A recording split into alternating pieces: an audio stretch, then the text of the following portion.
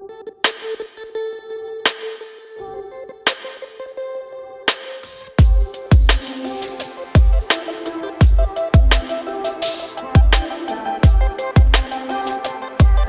Friends, मैं हूं doctor Arpana. स्वागत है आप सब लोगों का आपके अपने YouTube चैनल में। दोस्तों, मैं शेयर करती हूं आप लोगों के साथ कुछ हेल्थ टिप्स और हम बात करते हैं कि किस तरह से होम्योपैथी की दवाइयां आप लोगों को अलग अलग बीमारियों में, अलग अलग मेडिकल कंडीशंस में मदद कर सकती है। तो दोस्तों, आज हम लोग बात करेंगे पेट में पानी भर जाने के बारे में, जिसे हम एसाइटिस कह सकते हैं, पेरिटोनियल फ्लूइड एक्सेस कह सकते हैं, हाइड्रोपेरिटोनियम कह सकते हैं, या पेरिटोनियल असाइटिस कह सकते हैं, पेरिटोनियल फ्लूइड एक्सेस कह सकते हैं। तो इसी बारे में आज हम लोग बात करेंगे। तो दोस्तों, अगर आप लोग मेरे चैनल में नए हैं तो चैनल को सब्सक्राइब करके बेल बटन को दबाना बिल्कुल भी नहीं भूलें, ताकि आप हमेशा अपडेटेड रहें। मैं जब भी कोई वीडियो पब्लिश करती हूँ या मैं जब भी लाइव आती हूँ तो आप लोगों तक नोटिफिकेशन पहुँच पाए। तो इसके लिए ज़रूरी है कि चैनल को सब्सक्राइब करके बेल बटन को ज़रूर प्रेस कर दें। तो चलिए दोस्तों, शुरू करते हैं आज का टॉपिक, एसाइटिस या पेट में पानी भरना।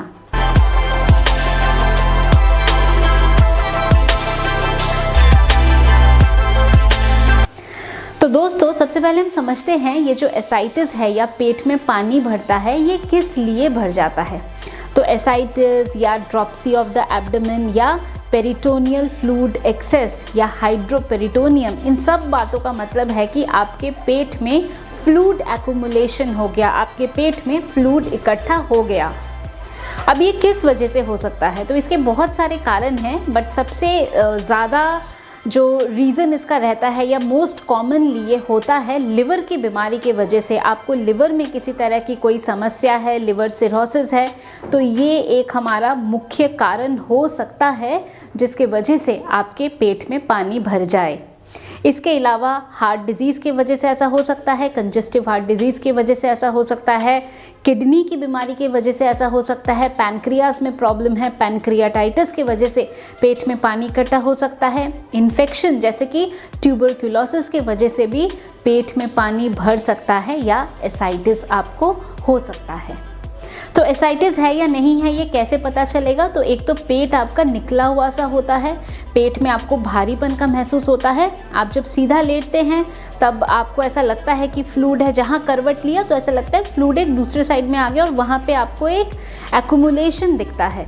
तो जब फ्लूइड ज़्यादा होता है तो ऐसा भी फील हो सकता है। अब ये फ्लूइड थोड़ा हो सकता है या ज़्यादा हो सकता है, निर्भर करता है कि आपको कब से एसाइटिस हो रहा है और किस वजह से आपको एसाइटिस हो रहा है। तो इसको कैसे पता चलता है? इंस्पेक्शन से ये चीज़ पता चल सकती है, पेट को देखकर ये चीज़ पता चल सकती है, टेस्ट के द्वारा ये पता चल सकता है। ब्लड टेस्ट कराते हैं, LFT कराते हैं, KFT कराते हैं, और अल्ट्रासाउंड से भी ये पता चलता है कि फ्लूइड है। अब ये जो फ्लूइड होता है, ये फ्लूइड में किस तरह का ये फ्लूइड है, इसके जांच से भी हमें पता चलता है कि ये किस प्रकार के या किसके वजह से फ्लूइड इकट्ठा हुआ है।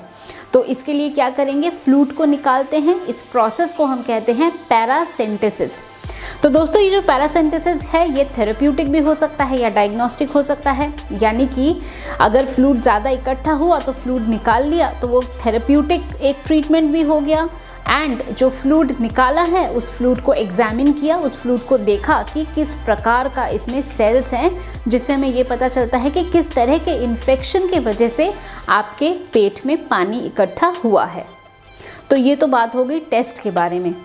तो अगर एसाइटिस है तो सबसे पहले आपको क्या करना है? तो दोस्तों, एसाइटिस में ये बहुत ज़रूरी है कि आपका जो डाइट है वो सॉल्ट रिस्ट्रिक्टेड डाइट हो। तो नमक कम लेना है, ये एक बहुत इम्पॉर्टेंट स्टेप है एसाइटिस के लिए। अब हम बात करते हैं कि अगर एसाइटिस है तो होम्योपैथी की कौन सी दवाइयाँ हैं जो आपको मदद कर सकती है। तो दोस्तों, दवाइयों के बारे में बताने से पहले थोड़ा सा हम एसाइटिस के सिम्टम के बारे में और बात करते हैं। सिम्टम में आपको पेट में भारीपन महसूस होगा, और अगर फ्लूइड ज़्यादा इकट्ठा हो रहा है तो क्या होगा, जो आपका डायफ्राम है वहाँ पे प्रेशर पड़ेगा। अब डायफ्राम में प्रेशर पड़ने की वजह से आपको सांस लेने में दिक्कत हो सकती है, शॉर्टनेस ऑफ ब्रेथ हो सकता है। तो कहने का मतलब ये है कि फ्लूइड आपको कितना इकट्ठा हुआ है उसी हिसाब से आपके सिम्टम्स आएंगे। अगर बिल्कुल थोड़ा सा फ्लूइड है तो वो पता नहीं चलता है, अल्ट्रासाउंड किया तो पता चला कि पेट में पानी भर रहा है। तो जितना फ्लूइड इकट्ठा होगा उस हिसाब से आपको सिम्टम आएंगे। अब अगर फ्लूइड आपको हार्ट की बीमारी की वजह से हुआ है तो फिर आपके हार्ट के सिम्टम्स भी साथ में आ सकते हैं। सांस फूलने के साथ साथ हो सकता है आपको पैरों में भी सूजन वगैरह आ जाए। तो बेसिकली जितना फ्लूइड है उस हिसाब से हमारे सिम्टम्स हैं। बट सॉल्ट रिस्ट्रिक्टेड डाइट, कोई भी कारण हो, सॉल्ट रिस्ट्रिक्टेड डाइट इस पे बहुत ज़्यादा लाभदायक या हेल्पफुल रहता है। तो चलिए अब बात करते हैं दवाइयों के बारे में। तो दोस्तों सबसे पहली मेडिसिन हमारी है इसमें एसिटिक एसिड। तो एसिटिक एसिड में हम देखते हैं कि पेशेंट को खूब प्यास लगती है, पानी बहुत पीता है पेशेंट, बहुत ज़्यादा यूरिन भी करता है और जो यूरिन है वो एकदम से पेल यूरिन होता है, यानी खूब यूरिन हो रहा है, फ्रीक्वेंट यूरिनेशन है, प्यास बहुत लग रही है। एक असाइटिस के लिए बहुत ही स्पेसिफिक मेडिसिन है हमारी एसिटिक एसिड। दोस्तों दूसरी हमारी मेडिसिन है एपिस मेलिफिका। अब एपिस मेलिफिका हमें बॉडी में सूजन, ड्रॉप्सी, इडिमा, कहीं पे भी हम अगर देखते हैं कि एक ड्रॉप्सिकल कंडीशन है तो एपिस बहुत हेल्पफुल रहता है, बहुत हमें मदद कर सकता है। आपको सूजन किडनी रिलेटेड प्रॉब्लम से हो तो भी एपिस हमारे लिए हेल्पफुल है। एपिस में हम क्या देखते हैं कि पेशेंट को प्यास नहीं लगती है, यूरिन करने में दिक्कत होती है और इसके साथ साथ एक चुभन की फीलिंग होती है। ये जो चुभन वाली फीलिंग है ये बहुत ही स्पेसिफिक है जो हमें एपिस मेलिफिका मेडिसिन में देखने को मिलती है। स्टिंगिंग, बर्निंग फीलिंग, ये हमारा एक हॉलमार्क है एपिस मेलिफिका के लिए। दोस्तों जो हमारी नेक्स्ट मेडिसिन है वो है एपोसाइनम। अब एपोसाइनम में हम क्या देखते हैं, जो यूरिन है वो कम होता है और इसके साथ साथ जो पेशेंट को प्यास पानी की लगती है, पर जैसे ही पानी पिया वो थोड़ी देर बाद पानी वॉमिट हो जाता है, पानी उल्टी हो जाती है। यानी प्यास तो लग रही है बट पानी पिया, वो पेट में गया, थोड़ी देर बाद उल्टी हो गई और यूरिन बहुत कम है। तो जो यूरिन आउटपुट है वो कम रहता है, स्कैंटी यूरिनेशन है, ये हमारा इंडिकेशन होता है एपोसाइनम का। दोस्तों नेक्स्ट हमारी मेडिसिन है डिजिटैलिस। अगर आपको कोई हार्ट रिलेटेड बीमारी की वजह से, कंजस्टिव हार्ट डिजीज़ के वजह से अगर आप लोगों को एसाइटिस या पेट में पानी इकट्ठा हो रहा है तो ऐसे में डिजिटैलिस हमारी एक बहुत ही हेल्पफुल मेडिसिन है।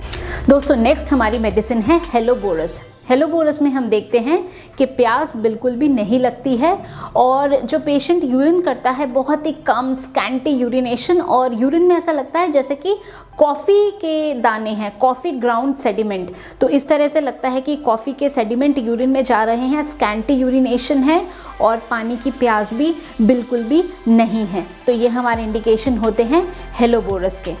तो दोस्तों एसाइटिस के लिए हमारी और भी दवाइयाँ हैं, जैसे कि आर्सेनिक एल्बम है, चाइना है, कॉल्चिकम है, पल्सटिला है, सल्फर है। तो दवाई का जो सिलेक्शन है वो इस बात पे निर्भर करता है कि एसाइटिस आपको क्यों है। असाइटिस केवल एक लक्षण है, बट ये सिम्टम या ये लक्षण किस बीमारी के वजह से है वो हमें पता लगाना है और अकॉर्डिंगली हमें ट्रीटमेंट देना है। एसाइटिस में क्या क्या इन्वेस्टिगेशंस है वो भी मैंने आप लोगों को बताया है। एंड सॉल्ट रिस्ट्रिक्टेड डाइट, ये बहुत इंपॉर्टेंट है जो हमें एसाइटिस में ज़रूर ध्यान रखना है। तो दोस्तों ये थी information about ascites and the role and scope of homeopathic medicines. मैं उम्मीद करती हूँ कि अभी जो इन्फॉर्मेशन मैंने आप लोगों के साथ शेयर किया आपने इसको पसंद किया है। तो वीडियो को लाइक करना, शेयर करना, कमेंट करना एंड चैनल को सब्सक्राइब करना बिल्कुल भी नहीं भूलें। दोस्तों अगर आप लोग मेरे साथ लाइव जुड़ना चाहते हैं तो आप लाइव कंसल्टेशंस भी ज्वाइन कर सकते हैं। अगर आप चाहते हैं मेरे से अपॉइंटमेंट बुक करना अपने किसी भी मेडिकल कंडीशन के लिए तो दिए गए नंबर पे आप लोगों को केवल व्हाट्सएप के द्वारा मैसेज भेजना है और मेरे ऑफिस से आप लोगों को अपॉइंटमेंट की सारी डिटेल्स मिल जाएगी। अगर आप डायरेक्टली फ़ोन पे मेरे से बात करना चाहते हैं तो ऐप के माध्यम से आप डायरेक्टली फ़ोन पे भी मेरे से बात कर सकते हैं। तो दोस्तों आज के लिए बस इतना ही। खुश रहिए, मुस्कुराते रहिए, स्वस्थ रहिए। Thanks for watching.